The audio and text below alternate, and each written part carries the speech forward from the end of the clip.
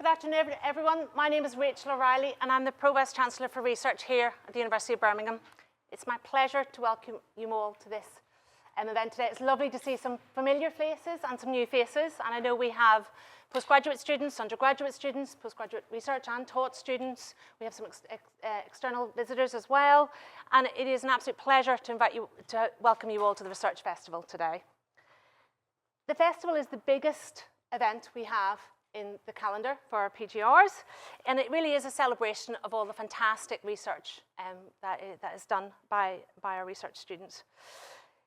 But it's also a point to reflect on about the legacy and also the legacy and fantastic collection of collaboration and discovery that has been ongoing at this university for 125 years.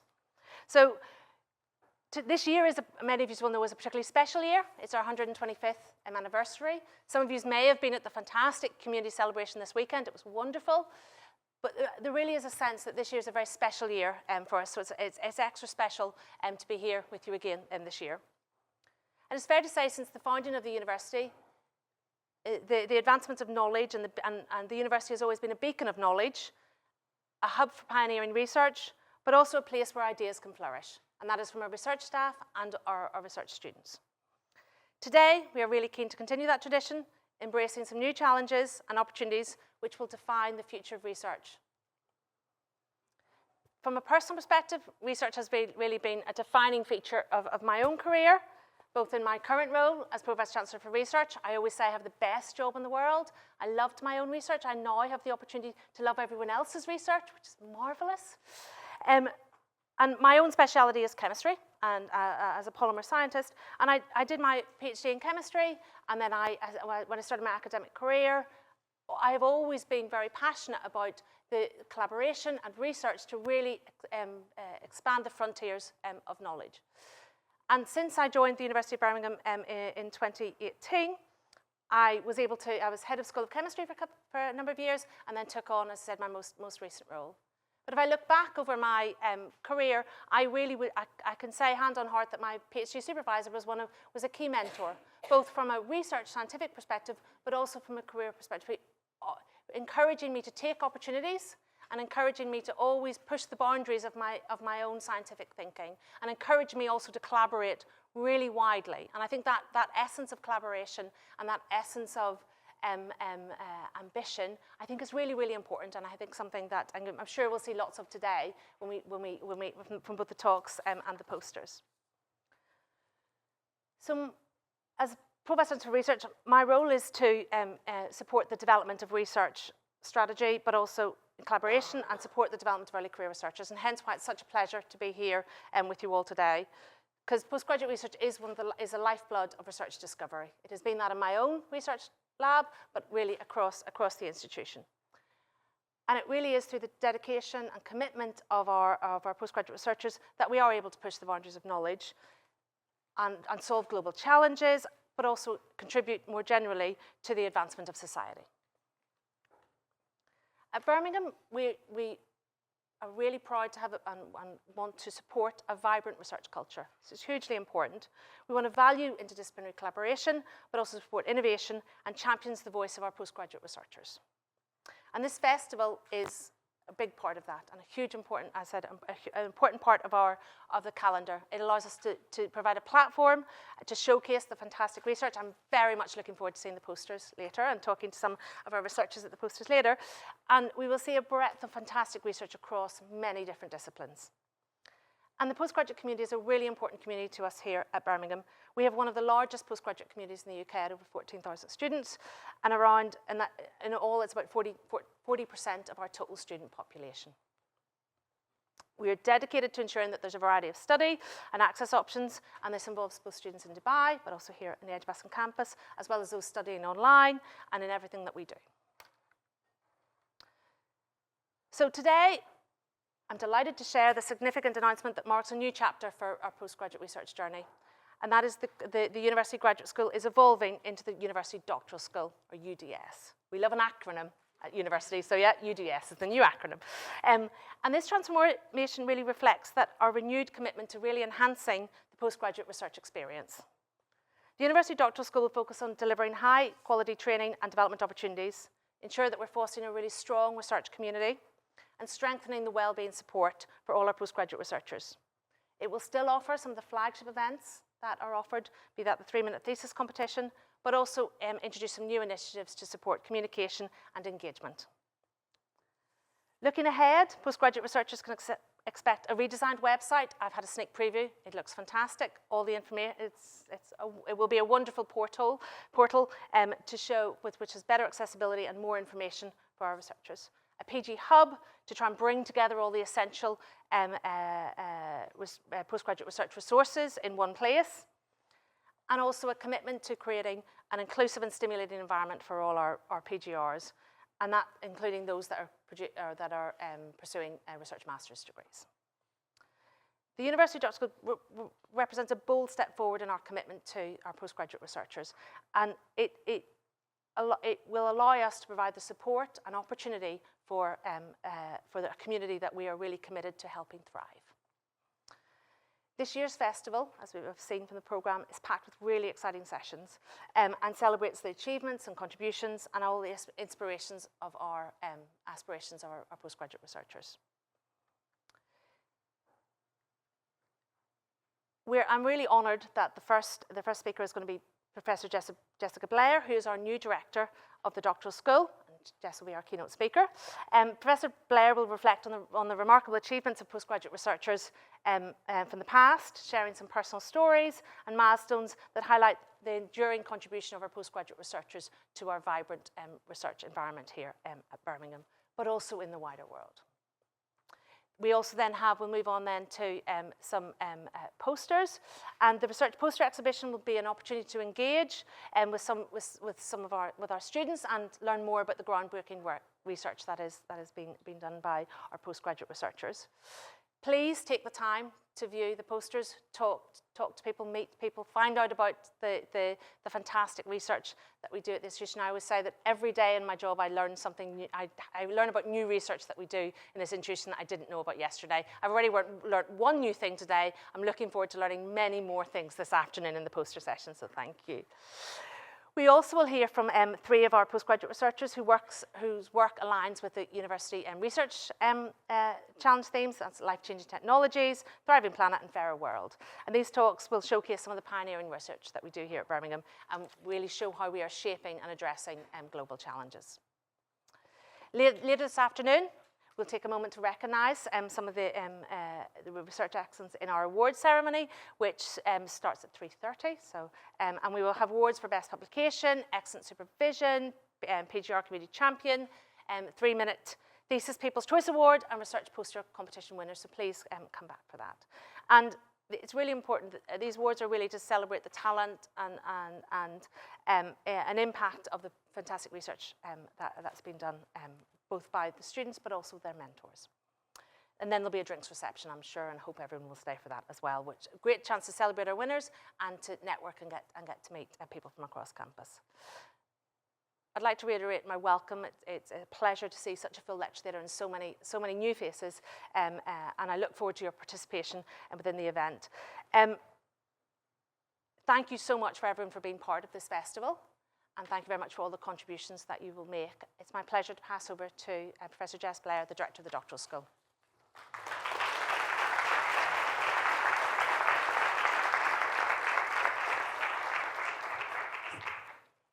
Hello everybody, thank you so much for joining us all this afternoon. Really great to see so many of you here. And thanks to Rachel for giving us a bit of an introduction about where we are now and the future of doctoral research at the University of Birmingham.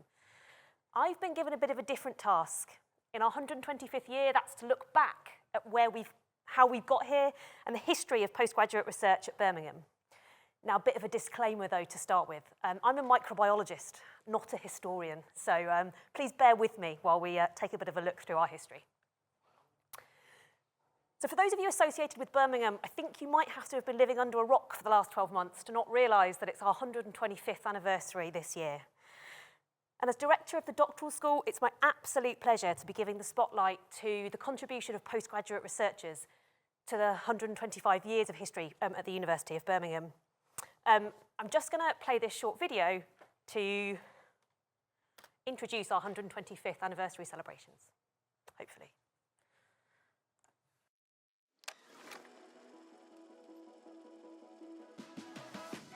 2025 marks 125 years since the University of Birmingham was established by Royal Charter. This milestone provides an exciting opportunity to look back at the remarkable achievements of our community, alongside the lasting impact we've made on society over the years. We have so much to showcase and share with pride.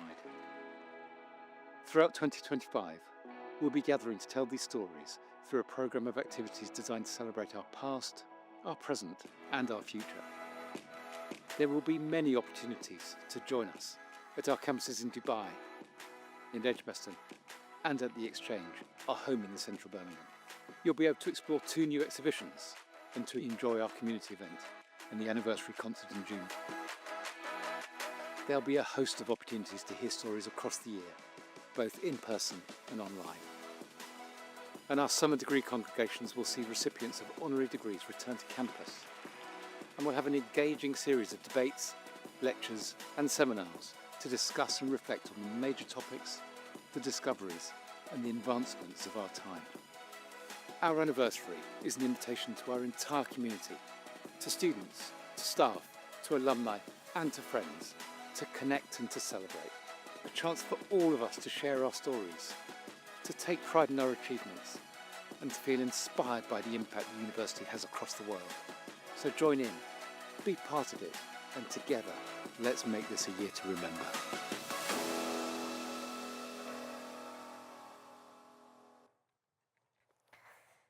So, in this talk, I'm going to talk about our history by touching on 2 main themes, and that's our civic legacy and the pioneering possibilities of postgraduate research. We're going to look at how postgraduate research has changed across 3 main time periods. So we've got a bit of historical context, and we're going to talk about some notable PhD researchers from the past, some of whom you will almost certainly have heard of, and some of the amazing people that have been honoured with honorary doctorates from the institution. So this slide sort of introduces both of our themes. So let's start with our first one, which is civic legacy. The University of Birmingham was the first civic university in England and was founded by a royal charter in 1900. It was founded through a collaboration with civic leaders, philanthropists, industry figures, and local people. And from its inception, the university was deeply connected to both the city and the community. If we think about the pioneering possibilities, the university was founded during a period of time when most of the population entered work at the age of 14.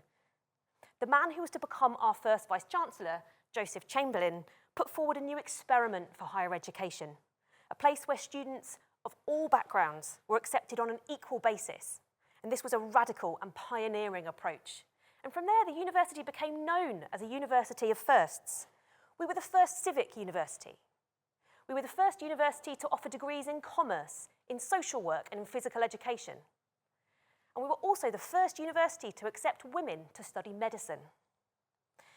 Throughout this address, we'll see how postgraduate research students have contributed to the success of the university through these 2 themes, and how we've retained these founding ideas throughout the 125 years of our history, with deep and enduring commitments to Birmingham and a pioneering approach to research. So we'll start our journey here in the decades following the university's founding and through the interwar years, with the formalisation of research degrees as they began to take shape.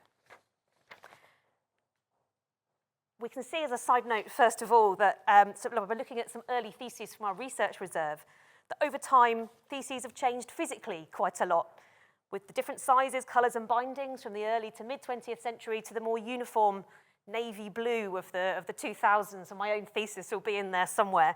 And now there's all the colours of the rainbow to choose from. I'm trying to collect a rainbow of them on my shelf from the people who've gone through my team. At Birmingham, we were awarding research degrees really from their conception. But these weren't PhDs. The earliest qualifications that were given out were DLITs or DSCs. And these were given out really based on published work and were seen as awards of merit rather than a structured research qualification.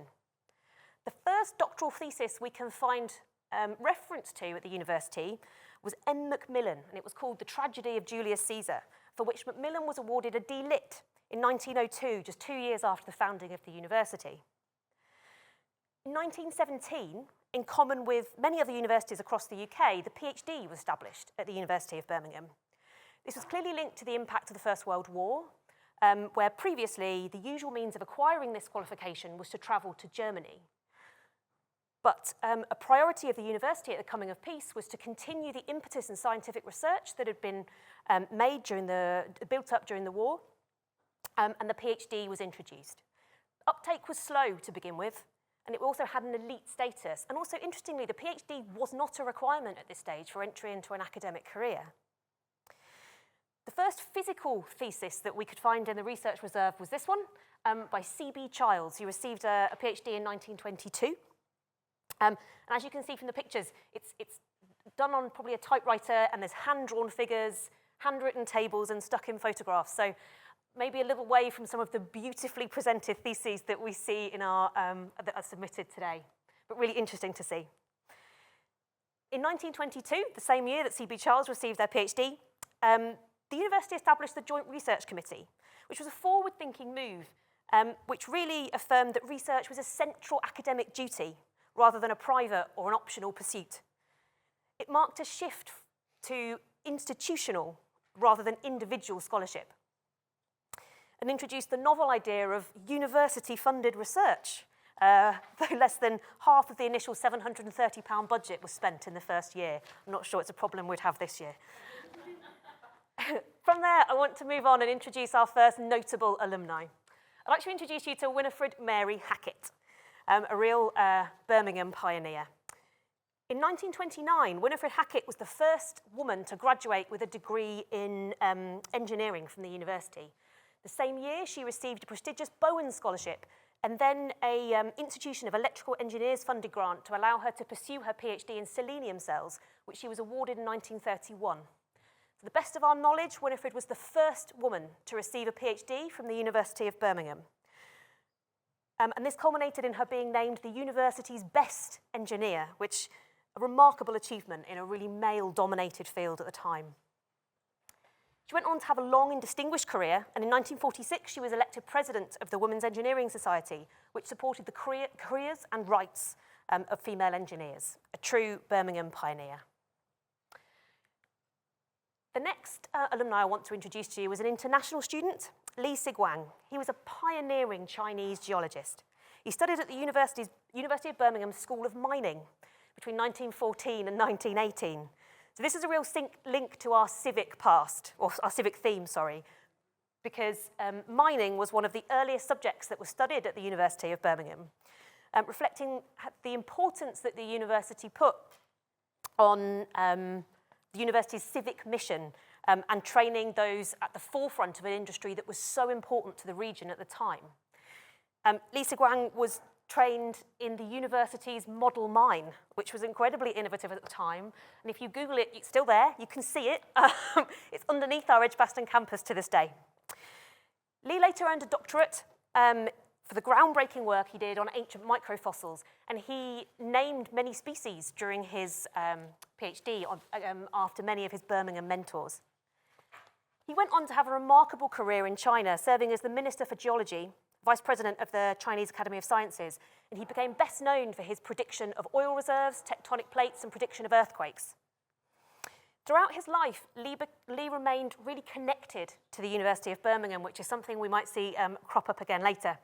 And he returned to Birmingham in the 1930s to lecture at the university and expressed deep gratitude for the mentorship and the support he received while he was here.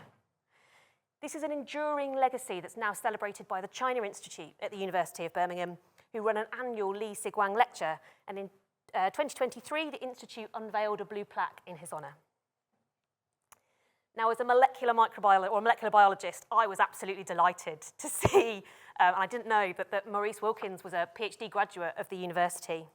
So Maurice was born in New Zealand, and he came to Birmingham as a research assistant, where he obtained a PhD in physics in 1940.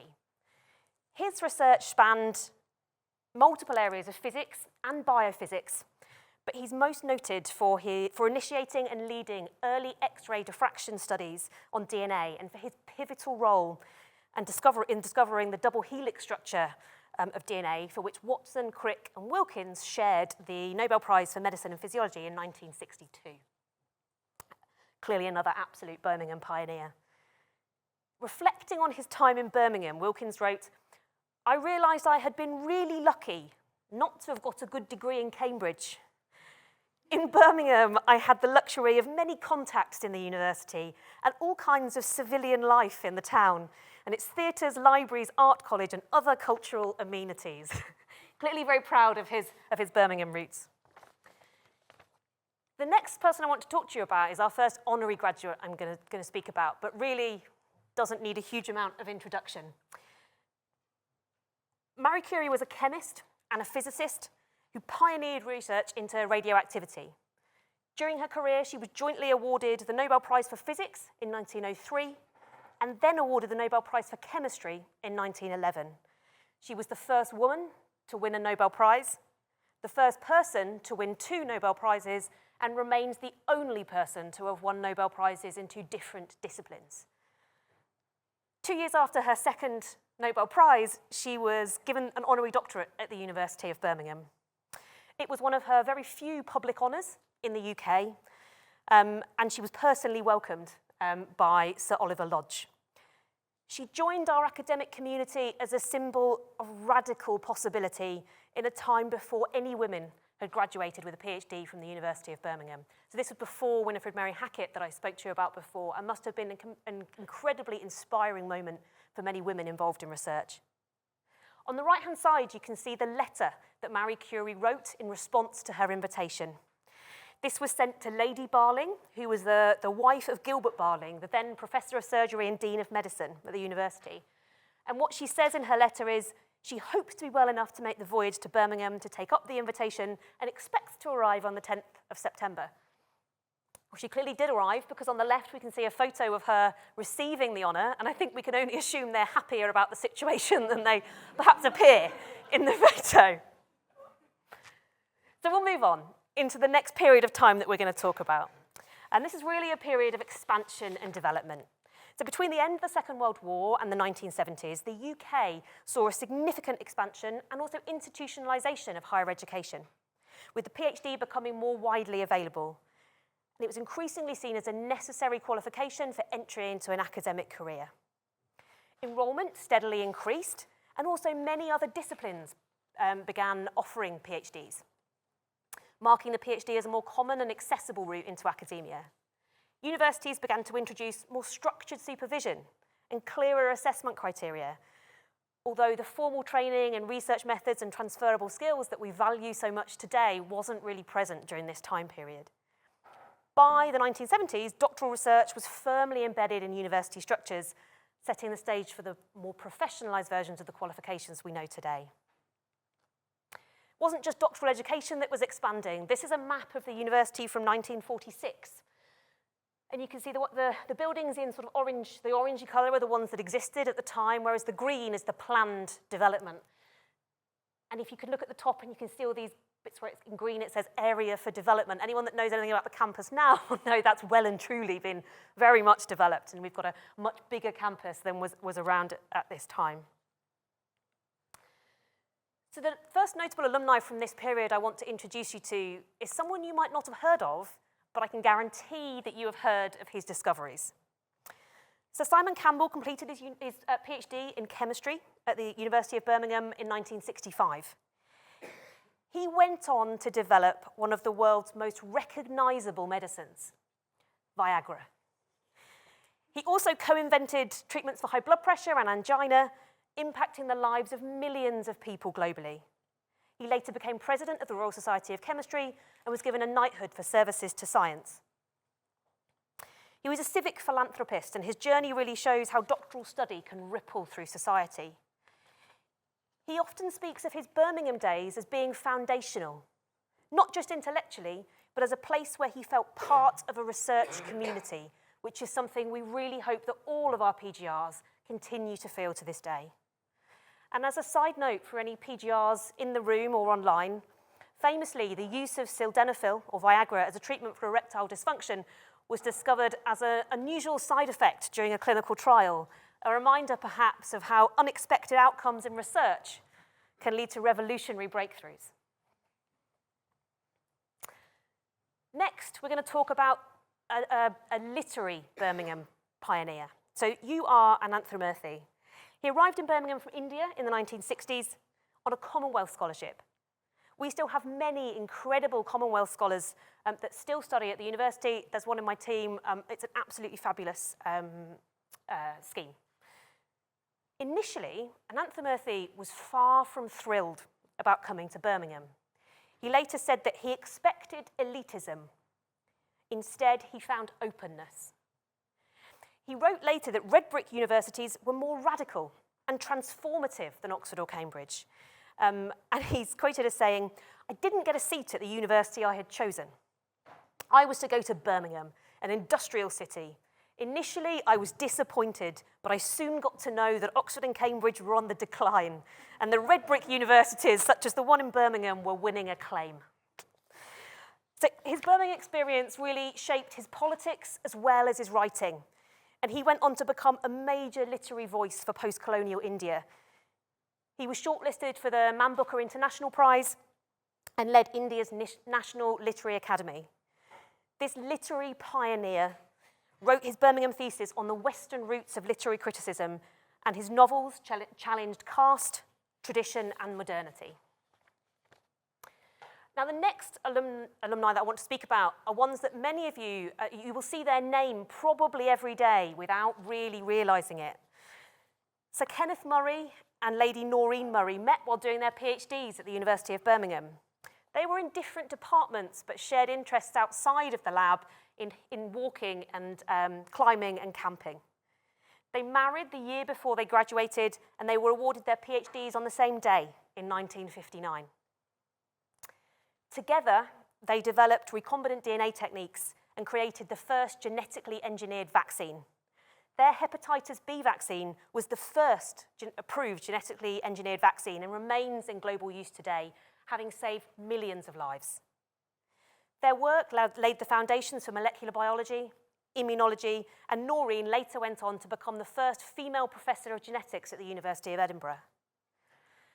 If we're talking about legacy, these guys have got an enormous one. When they died, they left more than £9 million to the Darwin Trust of Edinburgh. This was a foundation they founded in the 1980s to support education and research in the natural sciences and in molecular biology. The Trust still funds PhD students to this day, including many that study at the University of Birmingham. The reason you might see their name is that the Murray Learning Centre on campus was named in their honour in 2015. This was seen as a space for new generations of researchers to collaborate across disciplines, just as they did. I was also pretty excited to see this one when we were doing the research for this. So this is another honorary doctorate that was given by the University of Birmingham to Sir Peter Medawar. He's mostly known for his work on the basis of tissue grafting, which formed the basis for organ transplantation. He also discovered acquired immunological tolerance and the development of theories of aging. He studied biology at Oxford before moving into zoology, and he came to Birmingham in 1947 as the Mason Professor of Zoology. He received his honorary doctorate from Birmingham in 1961, and in his acceptance speech, I quite like this, he said, "Science must be a humble pursuit, always questioning and seeking truth." Something for the scientists among us to think about.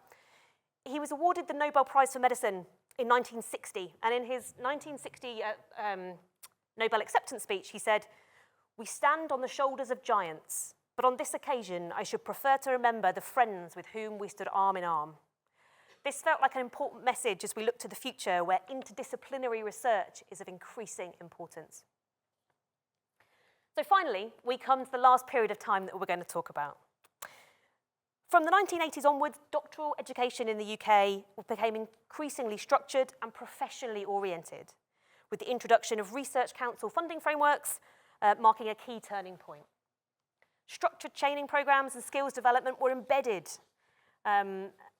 and research and development in doctoral education became a key priority. something that remains a key priority as we launch our doctoral school today. The establishment of doctoral training centres and partnerships brought interdisciplinary training and cohort-based models. Importantly, this period also saw increasing diversity in student backgrounds and also in the topics that were being studied. We've also seen emergence of different types of doctorate, with things like professional doctorates and PhDs by practice. By the end of the period, so now, the PhD has become a highly structured, internationally competitive qualification, supporting a wide range of career paths and closely aligned with both institutional and national research priorities. So physically, the university has also grown. We've had new buildings, including the Bramall Music Building, the new library, and lots of student accommodation. A university-level graduate school was established in 1993 with the objectives of reviewing, coordinating and improving the management, monitoring, and environment for postgraduate research. Many of these absolutely remain priorities today. The graduate school in its current form was established in 2009, and in 2015 it moved into Westmere House, which was the previous home of the staff club, which was refurbished and opened as a PGR hub.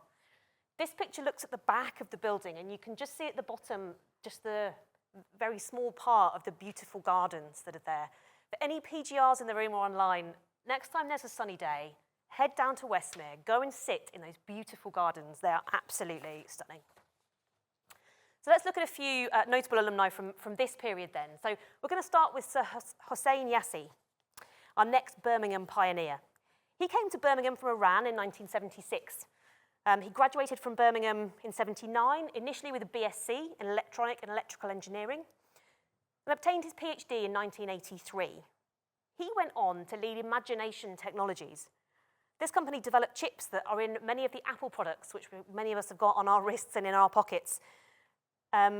His journey from Birmingham researcher to tech leader shows the future-focused power of postgraduate work. He credits the intellectual freedom that he had here and the persistence that research taught him with shaping his future in innovation. Some of you who've been around campus a bit over the last 12 months or so might recognise the face of Dr. Dipali Lodhia. She completed her PhD in astrophysics in 2013 and now works at the UK Space Agency. She's an advocate for STEM access and education, and her story bridges research, industry, and outreach. We've just got a short video that was from the Built in Birmingham campaign to show you about Dr. Lodhia. I'm Dr. Dipali Lodhia. I work at the UK Space Agency, and my current role is Education and Future Workforce Manager in Space Exploration. I'm currently in the education team, where we are looking to inspire the next generation of scientists who might want to grow up and work in the space sector. I'm also looking at an exciting opportunity where we might be able to do a UK mission.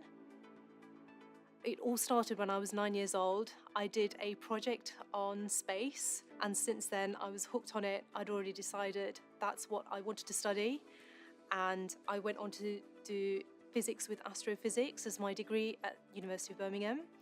I then went into a PhD course where I looked at gravitational wave detection, so it was quite an experimental course, which I absolutely loved.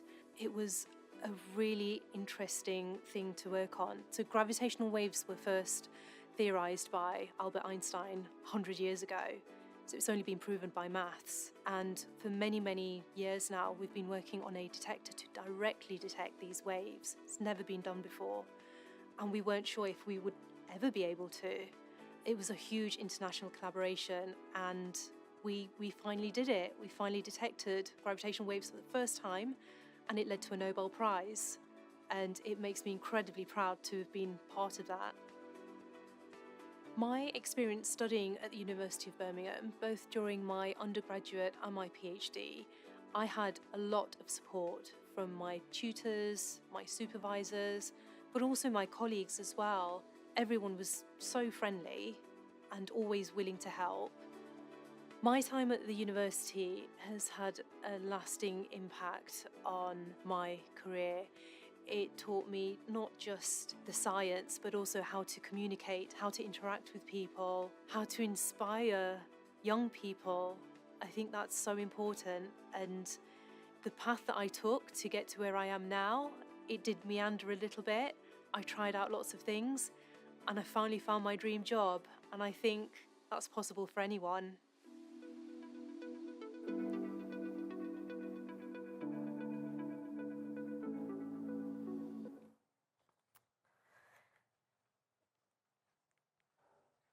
The final graduate, PhD graduate that I want to talk about today is a little bit different, and that's because I think she's somewhere in the room. I was looking for her before. The Dr. Elizabeth O'Connor completed her PhD in English Literature at the University of Birmingham, her hometown, in 2019.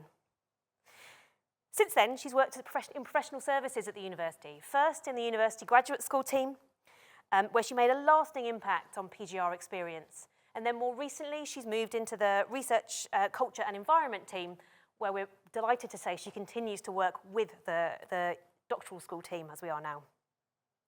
But she isn't just a valued member of our professional services team, she's also an award-winning author. Her short fiction has appeared in the White Review and Granta.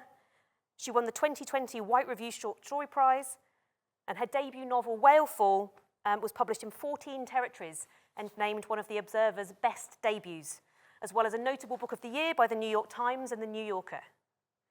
Inspired by the histories of the islands around Britain, the novel explores landscape and cultural memory. She's also recently found out that she will receive the 2025 Chautauqua Prize, which she's gonna, yeah, let's have a round of applause actually for that.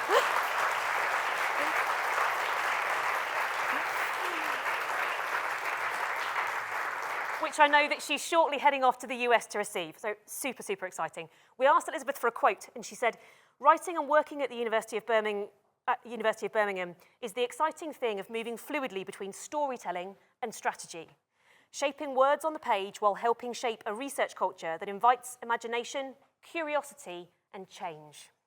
Thank you very much, Elizabeth. And just one more honorary graduate. We seem to be giving out these honorary doctorates to some really incredible people. I don't think I really need to introduce Sir David Attenborough, but he received an honorary doctorate from the University of Birmingham in 2007. He's got several connections to the university. He's taken part in various projects, including one driven by postgraduate researchers, where they used nature scenes with his narration to support palliative care residents. Additionally, he's been a speaker at the University Baggs Memorial Happiness Lecture. Really, the reason for his inclusion is that his lifelong commitment to education, science, and civic responsibility embodies everything that we value. And that really brings us to where we are today. At the University of Birmingham, we have a postgraduate researcher population of nearly 3,700 students. 41% of those are international, coming from over 100 different countries. Also really delighted to see that we've tipped the balance and our PGRs are now 54% female. As of this year, we become the University Doctoral School. A new name, but not just a new name. This reflects a bold, inclusive, researcher-led future. We're refocusing our key priorities, which for postgraduate researchers will mean a renewed emphasis on training and development, research environment, culture, well-being, and community. We're committed to developing world-class training and development opportunities within a vibrant, ambitious, supportive, and inclusive community that will empower our postgraduate researchers to drive impactful discoveries and global change. With that, I want to thank you all again for coming, and really I want to be very clear about something, and that is that the people listed here are the ones who did all the really hard work and lots of the research and spent hours in the research reserve preparing for this talk. So really, it's them we need to thank. They've done the hard bit. I just got the fun bit of getting to stand here and talk to you all. So thank you very much for your time, everybody.